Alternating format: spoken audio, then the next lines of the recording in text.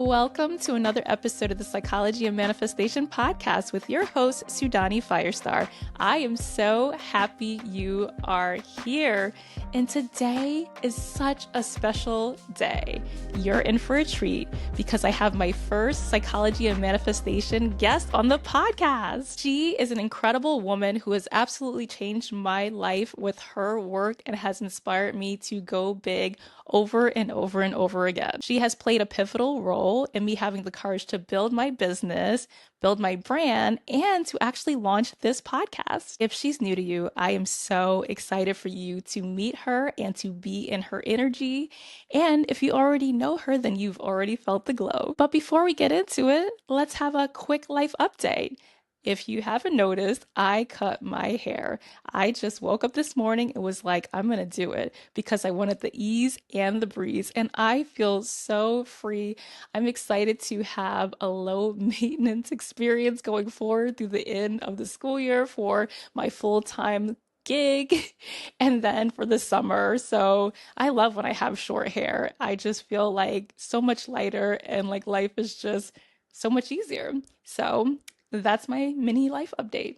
And then also, if you are all caught up and you listened to last week's episode, I have launched my brand new program, Audacious Audio, which you have to get into if you are ready to launch your podcast with confidence. In this course, we're doing the mindset work that's going to help you overcome any limiting beliefs you have that tell you you can't launch your podcast right now. We are going to be diving into the spiritual, the magical, and all the practical, everything that you need to launch your podcast in as little as 3 weeks. So if you are ready to become the fearless podcaster, the link to the pre-sale is in the show notes. And I cannot wait to see you in Audacious Audio. Now let's get into it. My first guest on the Psychology of Manifestation podcast is the Mikayla Jai. Mikayla is such a light, and I actually found her through her podcast a little over a year ago. From there, I started taking her masterclasses and her challenges. I was in full send sales, and I'm currently in another 6-month program with her, Girl Boss, and I love every single minute of it. I also got to meet Mikayla for the first time in person in March. I went to Boston to join a VIP dinner that she was hosting, and she was just as amazing in person as she is online. And I can't wait to go to more meetups, more VIP events. You're going to hear about her event that's coming up in September, and I cannot wait to sign up to go. I really, really, really want to be there.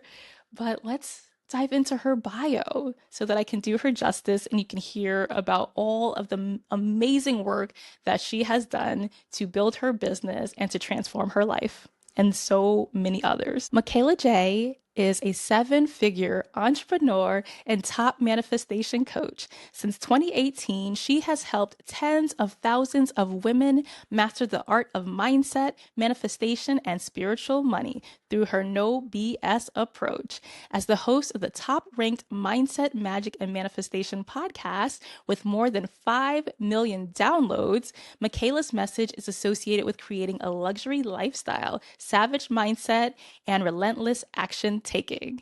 Her clients and listeners know her for her iconic saying, "Your excuses are boring." Through her coaching programs, international retreats, podcast live tours, luxury VIP weekends, and online content galore, Mikayla equips her people with the discipline and beliefs required for repeatable and magnetic manifestation success. In this episode, we cover so much, including certainty versus confidence, authenticity, transforming your life and finding your tribe, taking risks to do something that maybe other people don't quite understand, but you know is meant for you, and how you just get into complete alignment and you're so much happier and just everything explodes and everything takes off and you just start to live your wildest dreams. We also talk about the importance of self-trust and not seeing obstacles as stop signs, but signs to go, because you are meant to have everything your heart desires. So without further ado, here's the episode with the Mikayla Jai. Hi, Mikayla. Welcome to the Psychology and Manifestation podcast. I'm so happy to have you here today. I'm so excited to be here. And for everybody listening, this is like one of my favorite humans. I'm so excited for us to have this chat today. I just know we're gonna like have such good riffs. Absolutely. This is such a gift, such a blessing. Thank you for making the time to be here today. And so, what are you most excited about right now? Oh my gosh, what am I so most excited about right now? I am in the middle of planning like the most epic event of my entire life and definitely of my business. So I'm doing a big, like over 120 person event in September called Rich Girl Renaissance Live. I'm so excited about this, and I've just kind of decided like the through line of the events, like the main theme is all Mm, about creating FES content to bring in FES clients because I feel like the thing that has helped me so much on my manifestation journey and just like manifesting like this dream girl boss lifestyle has been doing it through my business. Like I've manifested so many travels through my business, like meeting so many incredible people, like becoming an incredible person myself. I've grown so much. And it's all because I started creating content and I started podcasting. So I'm really excited about the event because one, it's something I've never done before. And when I had the idea to do it, I was like, I have no fucking clue how this is gonna work out, like what I'm gonna do. I have no clue what I'm doing, but I'm the type of person who's always just willing to figure it out. And just putting together all of the details and taking all the meetings, and I'm going to tour different venues on Monday. It's just all so ooh, exciting because it's so out of my comfort zone, and I love like yes. those edges. That's so exciting. And I'm looking forward to seeing like how it goes. And I don't know, I haven't signed up yet, but you never know. I could You be need to be going, there. right? You I need to be know. It there. seems like the event of the year. And It's then gonna be so insane. yeah. And have you always been like this, where you just feel so confident and comfortable just taking risks and just betting on yourself and just willing to figure it out as you go along? I think yes, because like I had to be for a long time. Yeah. So like my background, I started living on my own when I was 15 years old, which at the time you like feel so grown, but I look Yeah. back now and I'm like, my niece is 15. I'm like, I cannot Mm. imagine her like braving the world alone at her. Yeah. It's a I'm like, oh my lot. God, no, she's just like a baby, like living her life. Like she shouldn't have to worry about these things. But I lived on my own since 15, and I was just that person who like I had to figure it out, especially when I didn't have super present parents at the time. They weren't forcing me to go to school. They weren't forcing me to apply myself. And so I Mhm. really had to like look in the mirror and dig it in myself to be like, I have to bet on me because literally nobody else is, and nobody else is forcing me to either. So it was kind of this moment. I remember being a junior in high school, like looking at myself in the mirror in what used to be my parents' like master bedroom bathroom, and thinking like, okay, I'm either going to take this kind of like path where I don't have accountability, I could drop out of school, I could go Mhm. down that path, or I could really take this and I could run with it and I can make the best out of it and I can go have this crazy career. At the time, which is not anything like my career now, but what I thought my career was going to be. And I remember thinking to myself, like, I could just go this path and not be the statistic I'm supposed to be, living Mhm. alone at a young age when they probably should have called this, like Child Protective Services.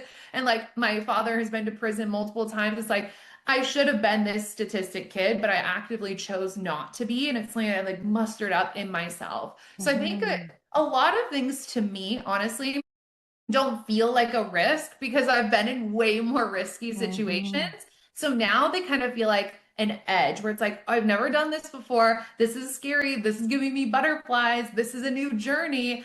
And I think because of my upbringing, that's why I have the confidence I have to lean into it. When most people would be like, I don't know, it's not safe. Like for me, I'm Yeah. like, nothing's been safe. Let's go. Yeah, and you're such an inspiration because it really does take a lot from within for you to be able to get to where you are right now. I was just like, I work as a school psychologist, so I was just having a conversation with a colleague today about just students who have been on that other side, right? Where they've been through trauma or they've, come from families who have had like, been in the prison system, and then just how those students can go on a very different path. And so I just think it's so incredible and inspirational to anybody out there who might have been through something similar to what you've been through to look at you and be like, anything is possible, you know? 100%. I totally agree. Anything's possible if you choose it. And I think the Yes. most the stickiest part, the most challenging part of that is nobody around you is telling you go for it. Nobody Mm, around you is saying don't be the statistic. Literally nobody is there cheering you on. And yeah. I'm really grateful. Like the high school I went to, I had some amazing mentors and some amazing teachers that were very invested in me. And they were there being like, Mikayla, you're gonna love being an adult. You're already crushing it. You're gonna love being an adult. Like just keep going. I know you don't want to show up for this. So luckily I did have a few of those people in my corner, but just at school, not at home. Yeah. So a lot of kids and adults in traumatic situations don't have anything like that. And I just had this download from the universe like a couple times in my life that was like, hey girl, you have to go for it. And thank God I listened, right? It's like Yes. it's interesting to think about that too, because I don't think I trusted myself for a long time. And Mhm. as I've gone through the journey of like building my business and getting good at manifesting exactly what I want, there's more self-trust because now I have all of this Mhm. proof, right? But at Yes. first, I'm like, I didn't have that proof. And so it's like, where did that trust kind of come from? Yeah. And I think for me and a lot of people in that situation would relate. It's like it came from this fight or flight of like, Mm. I have to go do this because there's no Mm. other option. And what starts as a trauma response can go in a different direction where you do build self-trust if you choose the Mm. mental reframe. Yeah, absolutely. And so I love how you brought up self-trust because you oftentimes talk about the importance of certainty. And so Yeah. some people will prioritize confidence, but like to you, what is the difference between certainty and confidence? And why do you think certainty is so important, especially as you go to your next level? And you've used it, I imagine, to just change your life like Yeah. completely. This is such a good question. Like the difference of confidence and certainty is a night and day difference to Yeah. me. When we feel confident, it's like I feel prepared, I feel ready, I feel good about myself. Oftentimes with confidence, you've like put in the reps to really believe in yourself and I have the confidence I can go do this thing. It's this like high vibration, yay, positive energy. Mhm. And certainty is different in the fact that like you can be having a shitty 5 minutes or having the worst day and still be certain that you are going to achieve something. You could Mm. honestly not have like the most confidence. Like I feel like confidence oftentimes comes from preparation, right? So Mhm. it's like Yeah. you can walk into a room and not feel super prepared, but feel certain and I know who I am, so Mhm. I'm going to make it through anyways. Certainty is on an identity level, and I look at confidence on an energy level. So Mhm. ideally, you want to have both. Like you want to have that confidence, preparation, ready to go, like, hello, world, here I am. And then certainty, it's like, but even if none of that worked out, I'm still certain that I'm going to get exactly what I want. I'm going to get what I needed from this. I know I'm going to be okay. And certainty is so beneficial because, like I said, you don't have to be in the best mood. You don't have to have the best day of your life. Like, Yeah. I have talked about this many times in manifestation. It's like I could be having the worst day. I could be down bad with the flu. Like I could Yeah. get bad news and it doesn't change my manifestations. Like I still know they're coming. I still know they're on the way. I still know I'm an energetic match, mainly because I have that certainty. And Yes. so that's been a big guideline through all of my practices in manifestation and just changing my life, changing my mindset. It's like if I can be certain of an outcome, everything can blow up around me and I'm Yeah. still going to get to the end zone. Yeah. Yeah. Okay. So let's go back a little bit. Let's backtrack and share a little bit about your journey and like how you came to what you call your spiritual awakening. Yeah. So I was in the most rock bottom phase of my life, like still to this day, truly most rock bottom, living in Mm. what I call the raccoon house, which Yeah. everybody in my community knows about. But it was basically my childhood home had been foreclosed while I was in college. Mm. So while everybody's moving home over summer, I don't have a home anymore. And so my mom had like quickly packed everything up and moved all of our stuff into a family member's house. And this is the raccoon house Yeah. because they weren't living in this house, so it was not in good shape. It was like a smoke-filled walls, stained carpet, and a hole in the ceiling where a raccoon literally fell through one time. Mm. That's where we got the nickname. Yeah. Luckily, it only happened once, Mm. but so I'm just living in this house. It was like it felt like a hoarder's home. It felt dirty. It was not upscale, and I always identify as being like a very bougie girl. Like Yeah. I knew one day I would be rich. I knew one day I would have the Range Rover and the Louis Vuitton luggage and that. And I just remember looking around in the bedroom I had and being like, this is not it.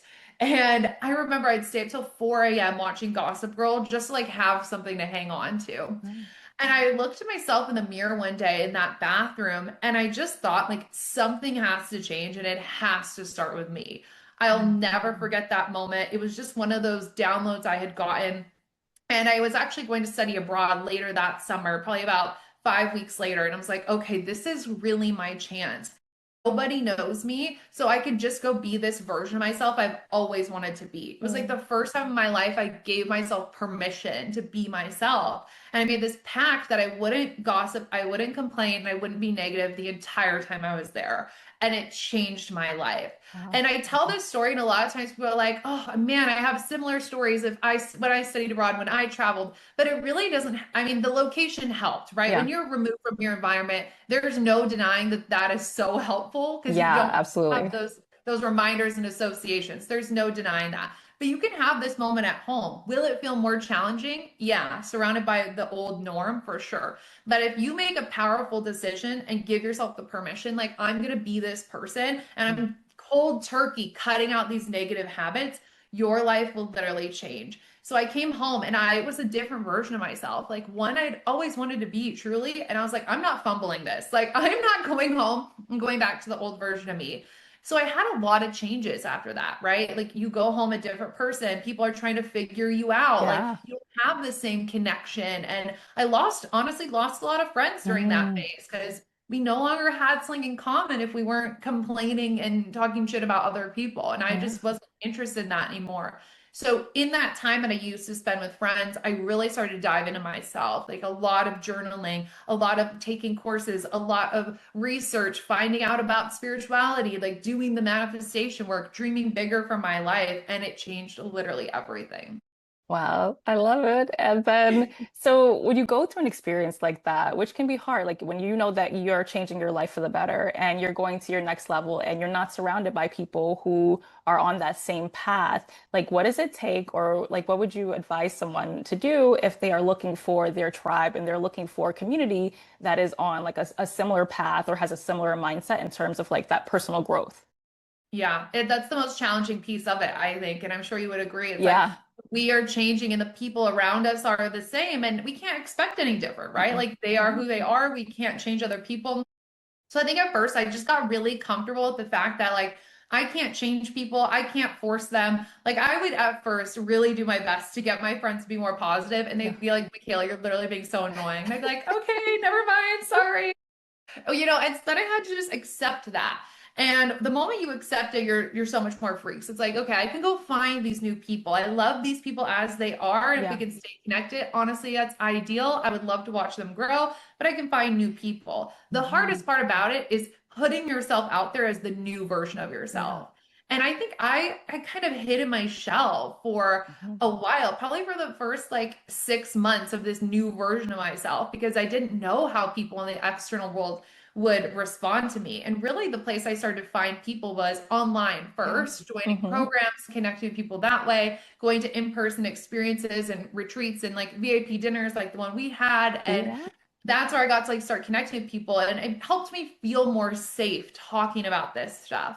And the first person I remember connecting with, just like in my real life, day to day, when I'm like living in small town Nebraska, was a masseuse I had. And I went in for a massage one day, and she had like asked me a question about like books or something. And I told her my favorite author, which was a personal development author. And I was so afraid to say it out loud, thinking that this person was going to think I was super weird and crazy, like the rest of the people in my Yeah. life. And she immediately responded, "That's one of my favorite authors." And it totally changed my brain chemistry. We became super close. She would bring oracle cards to our massages and crystals, and like we would do the whole thing. And after that moment, I was like, there are people like this Yeah.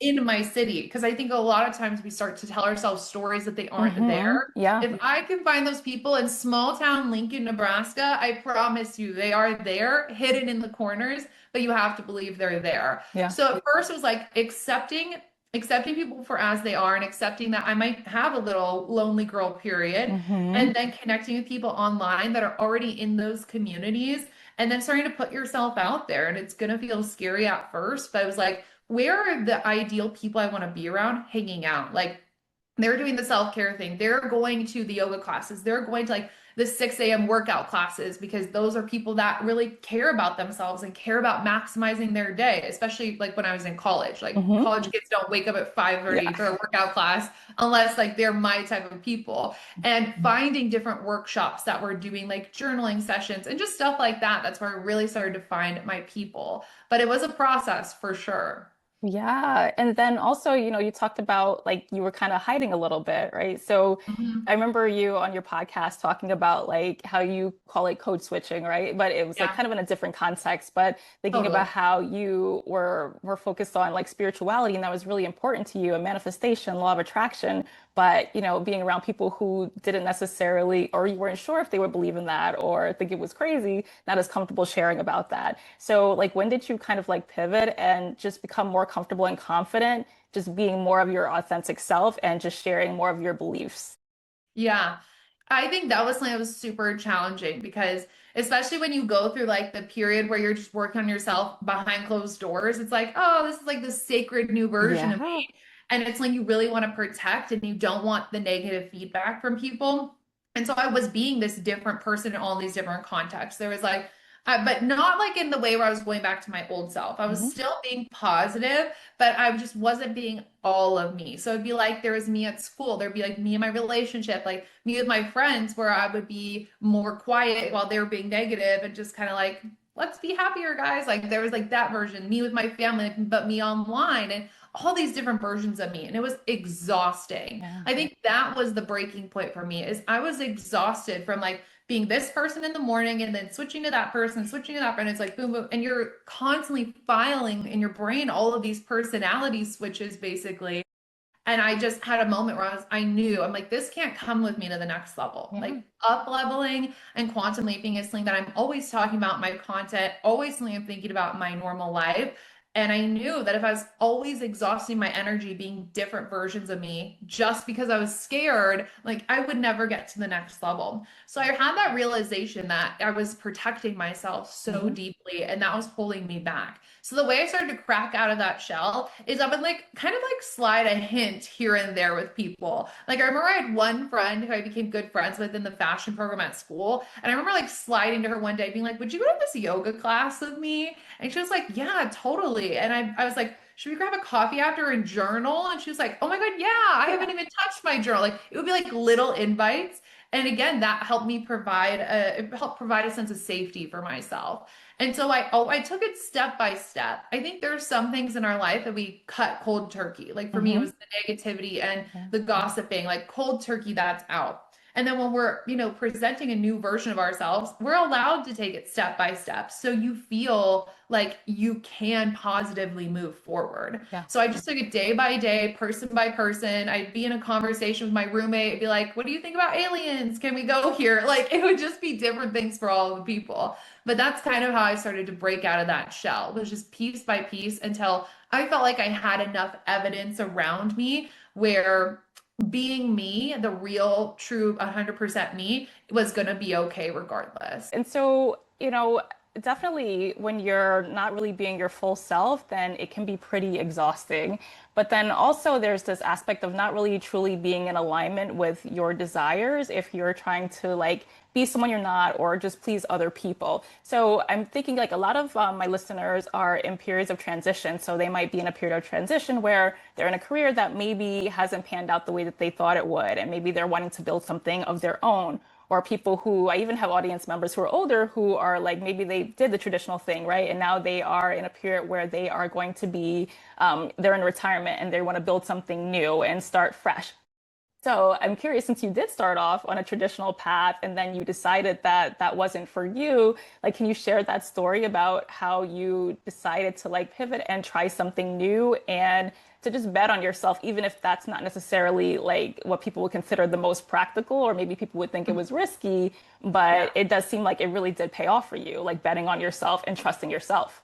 Yeah, totally. So I had started college and I was a double major and a double minor. Then I was always like very studious. So I was like, great, I'm going to go to college and then I was going to go get my master's and then I was going to go get my PhD actually. And I just had this like whole career path laid out for me. And I've always been somebody who had a really strong work ethic. Like I'm a Capricorn for anybody who is into astrology. Like we're very work hard, play hard. I love it. And so that was always going to be the thing. But then I went down this journey as I shared like my spiritual awakening and really deep diving into journaling and studying. And when I mastered manifestation, it took me about 9 months of studying to really get it, find a formula that worked for me on repeat. And once that hit and I saw it happen time and time and time again, I was like, I have to teach this. Like my whole life has changed. Have changed. I'm a completely different person. And I literally remember looking in the mirror. There are always mirror moments for me. I was looking in the mirror in my college apartment and I was like, I have to teach people this. It felt like this moral obligation. And I was like, if I could change my shitty life, I can help people change theirs. And I was like, at least one person. And so when I had that thought, I had started my podcast. And when I say start my podcast, I mean that very lightly. I probably did like 3 episodes and then stopped for a couple of months. So I did a couple episodes and I stopped. And that's when I decided that I wanted to really build this into a business. So I had done the few episodes in like April of 2018. And then I spent all summer putting together my first program of pretty much everything that I had learned. I remember at one point, like sitting on the floor in my room with all of my journals spread out, highlighting every single thing that I had like journaled about, studied, taken notes on that I felt like actually worked for me, because as we go through, we all find different things that work for us that we resonate with that really produce results. And that's what I wanted to bring forward in the manifestation space. I felt like a lot of it was really interesting, thought provoking conversations, but not very actionable, where somebody could listen to it, apply it, and see a result. Because I would listen to podcasts and think, like, oh, I liked that conversation. That's so interesting. It makes sense. Now what? So I knew that my process, my podcast, my business was the now what. And that's like me and my clients talk about all the time. I make everything very practical and very, well, practical for me, Yeah. very actionable. So I knew I needed to build it out. And when I launched the business, I had been working a job on campus and I immediately replaced my income the very first month. And I was like, okay, so people Mm. need this. Like we're really on to something. And I actually stayed in school until my last semester is when I decided to drop out. So I was running my business full time, traveling the world every month and going to school as a double major. It was insane. Yeah, And I one can thing that imagine. it was so crazy. And one thing that I did was at the beginning of every semester, I was totally transparent with my teachers. I was like, hey, I respect you and I respect your time. I'm gonna submit things late. I'm running a company, like I'm traveling a lot, like I might miss class, and I totally understand the repercussions of that. Like I have a lot of respect for people, Yeah. so I would always communicate that. And the reason why I say this is because what led me to drop out is I was actually living in Bali at the time, taking online classes, running the company, and I just was not getting the homework done. I was in this Spanish class that we had 5 days a week and I was not getting the homework done, even though I had communicated with them things would be Mhm. late. And it was starting to make me feel really icky. Like I would be out like taking a work call or meeting up with some friends and I'd be like, "Oh my gosh, like I need to respond to that teacher." And it got to a point where I was like, "I respect these people too much. And like this is not the place for me anymore because Mhm. I'm not going to show up in the way that I would want to and Mhm. I'm not going to beat around the bush with them." So, Yeah. out of respect for their time and my mental well being, I decided to step out of school and go into the business full time. And Yeah. I would have finished college and maybe one day I'll go back and I'll finish it. But at the time, my time management, energy management wasn't there, and my respect is just too high. And integrity is super important to me. So when I had finally made that transition, I also immediately made more money because you step into that alignment, like you mentioned, like even with the personality we were talking about being all of you with alignment, but also all of me with alignment at that time was just me running my business, living in Bali, hanging out at the beach, working out, and like podcasting from my villa. So once I gave myself the permission to really do it, it started to work even more. So Mhm. anybody that's in a space of transition, if you want to go from something traditional and go into your own business, or you've stepped out of it, or like whatever that journey is looking like, the moment you honor it, it's gonna feel scary, but the moment you honor it, it works out for you. And the last thing I'll say on this is that I stayed in college much longer than I wanted to. I really Mm-hmm. wanted to drop out sooner, but for a long time I struggled with it. I was a scholarship kid, so I got paid to go to school, and I felt this obligation to really show the people who bet on me that I was worth it. Of like, you guys invested in me, let me go do the best I can at this. And it was like, I felt like I owed it to them to finish school. But what I actually owed them was to go create amazing success and make a great impact on the world. And so once I realized I was just doing that in a different way with this incredible business where I get to connect with women every single day to change their lives, I was like, oh, I'm doing them justice. Like, Yes. I am doing that. So once I got to shift my mind in that way, it made it a lot easier to step away. Yeah, because that really is the goal in the end. Like, I know that traditionally in schools, people are wanting students to complete or they're expecting students to go to college, finish college. I do think there's like more of an emphasis on like allowing people to be who they truly are or to pursue careers that are really in alignment with who they are, because that really is when people are going to have the most success, right? When they are honoring themselves and when they're doing work that they're passionate about rather than just doing work that they feel like somebody else wants them to be doing. 100%. When we have to, or we like should ourselves, I always say like I should finish college because of this, and I have to do it that way. We build resentment and we lose the part of ourselves. Hmm. Like that was something I really struggled with when I wanted to drop out and I was running the business. It's like I didn't need to be in school, and then I would still go and I would sit in my closet every day and like cry when I would need to Yeah. go to class. And I just had so much resistance. But it's interesting, like where you don't let things go until like we are actually like at the line in the Yeah. sand moment.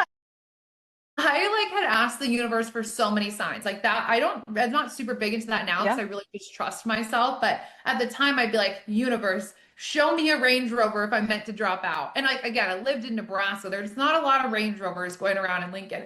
And I would literally see like a Range Rover drive by my apartment, Oh like man. so unheard of. And then I'd be like, that was a fluke. I need another Range Rover. And it's just like, and no amount of Range Rovers were actually going to make me feel ready to drop out until I was ready to make that line in the sand moment. And I was ready to say, like, no, I know what's good for me. I can trust myself. Like, doing this is going to be good for me, that I actually ripped off the band-aid. Yeah, and so there's like that element of like, they're looking for the signs. And so people could be Yeah. looking for positive signs and, get the signs that they're looking for. But then there's the other end of it where like maybe if someone is attempting something and they're trying something new and things seem to be like exploding and it seems like chaos or like there are a lot of obstacles, then sometimes people will use that as like, oh, that's the sign that I should not move forward. And then they like talk themselves out of making that change that could really make a positive difference in their life. But I know that like you've had multiple experiences and like a few really amazing stories that you've shared recently about like ways that you've just pushed through. Like you didn't accept no as an answer because you know what's right for you and you know what you want. So I'm just thinking about like the experience that you had when you like, took your clients on the retreat and you went to Greece and Italy, and that's a pretty awesome story. And then there's during the relentless revolution, and then like you got sick, but like no matter what, you still carry through. Like, can you tell us that story about like Greece and Italy Yeah. and how like even though there was obstacle after obstacle, that you did not accept that as a sign of you not to like go big? Yeah, totally. So we got a private jet. Yeah. So this is like really fucking crazy. Like this was also my very first time with a private jet. Like it has always been on the vision board. I always knew that that would be the thing. And before I even launched this retreat, I was like, okay, we're doing multiple countries and I want a private jet. And then I sold out the retreat and I'm like, okay, well now it's really time to like figure out the jet. And I'm not kidding, I reached out to like so many companies to figure out the pricing and all of this. And it just looked like it was not going to happen. Like it just looked like it wasn't going to make sense financially. And I was like, no, I'm dedicated to this vision. And then we got a jet. And by the time I'm signing the paperwork, they're like, sorry, it's not available anymore. And I'm like, oh my God. So we go get another plane. And they're like, oh, sorry, we actually don't have a crew. There's no pilot and flight attendant that can be on there. And I was like, oh my gosh, great. We get a plane. And then we sign the paper. They have me count everybody's luggage. We had too much luggage. Like Oh every God. single hoop we went through. We finally get a plane. I wake up in the morning. There's no confirmation with the plane. There's no confirmation time that we are wheels up and we are leaving that day. Like and we need to check out of the Airbnb and check into the next Airbnb. And so I'm calling this company like crazy, being like, we need to get on a plane. Where are you? The plane's in a different country still. And they say like there's no runway time in this Greek island for 3 days. And the retreat was ending in 4 days. So I was like, that's Gosh. not gonna Yeah. work. They say we can fly the plane in on another island, but we have to get you to that island to get on the plane. They're like, the only options we have are speedboat or helicopters. And I was like, oh, okay, great. Are you guys going to cover that cost? Nope. Another cost on Of me. course. And so I was like, we have to make this happen. So I was like, okay, what are the options? We did the luxury speedboat. And it actually worked out because one of the ladies had missed our boating day because of delayed flights coming into Greece. Mhm. So we ended up manifesting another boat day for her. It was perfect. We take this luxury speedboat to another Greek island. We like have lunch on this whole other island. We get on the jet. We fly to Italy. It's absolutely insane. Everyone's screaming and taking photos and freaking out because it was also a surprise. And I'm just sitting on the plane being like, thank God this worked out. Like, oh my gosh. And the whole time I just was unwilling to accept a reality where it wasn't going to happen. And that Mhm. is just me to a T. Like, I'm unwilling to accept anything less than I want. And I don't care what hoops I have to jump through. I don't care how close to the finish line I have to hold on. Like, I'm willing to do that every time. Yeah, and it pays off every time. Every time. It always works out. It was insane and it was so worth it. It was worth every dollar. And I look forward to my next private jet experience Yeah. whenever that will be. Amazing. And I think along the same lines, I think did you mention that one of your goals for this year is to get more no's? And I Mm. want you to share a bit more about that because I think that's pretty incredible. Like people oftentimes don't want to ask for things because they're afraid people are going to say no, but you have a different take on this and why you want more no's. So can you share that with Yes. us? Percent. So I went into this year knowing I was going to be doing my event and knowing that that was going to require me to put myself out there so much more than I was ever used to. Like I want this event to be amazing and beautiful. I want sponsors. Like I just have so many plans. And so I was like, okay, the easiest and fastest way to have the courage to put yourself out there is rejection therapy, basically. And Mhm. my whole theory on it is let me chase the no's. Like let me just pitch these big people for speakers and big companies to sponsor. Let me just ask, like, with the intention of them actually saying no. And in the process, people will say yes. I actually reached out to one venue for the event and I was like, hey, these are the dates. This is what I'm looking at. I do not want to do a room block because a lot of hotels will require you to do that. And it's a Mm. huge financial responsibility on the event host. And I was like, I don't want to worry about all that. I'm not going to do that. And normally they don't let you negotiate that. So I said, hey, this is what I'm looking for. I don't want a room block.